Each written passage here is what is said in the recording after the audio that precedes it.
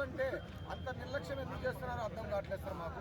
మేమైతే అన్ని చోట్ల తిరుగుతున్నాము, కానీ మా వల్ల కావట్లేదు, న్యాయం జరగట్లేదు మాకు.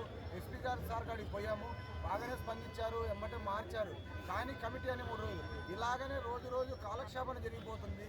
మేము తల్లిదండ్రులం ఇద్దరము ఇక్కడి నుంచి ఇక రోజులు గడిచే బట్టి నేను మా ఆవిడ ఒక రోజు కూడా అన్నం తినలేదు. రోజు హాస్పిటల్లోకి పోతున్నాం, రోజు చూపించుకుంటూనే ఉన్నాము, బతుకుతున్నాము. మేము ఎప్పుడు చనిపోతామో కూడా మాకు కూడా తెలియదు. మేము అలాగనే ఉంటున్నాము.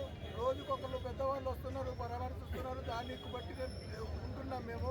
కానీ నా పిల్లోడికి న్యాయం చేయండి. న్యాయం చేసి మీరు త్వరగా ఈరోజు రేపులో నాకు త్వరగా న్యాయం చేయాల్సిందిగా కోరుచున్నాము. నా డిమాండ్ ఏంటంటే అండి, ఆ స్కూల్ రికగ్నేషన్ తీసేసి నాకు పిల్లోడికి చేసిన వారికి ఇమీడియట్లీగా అరెస్ట్ చేసి సీఎం పవన్ కళ్యాణ్ గారు, సీఎం చంద్రబాబు నాయుడు గారు, హోంమంత్రి అనిత గారు ఇమ్మీడియట్లీ స్పందించి మాకు న్యాయం చేయాల్సిందిగా కోరుచున్నాం సార్.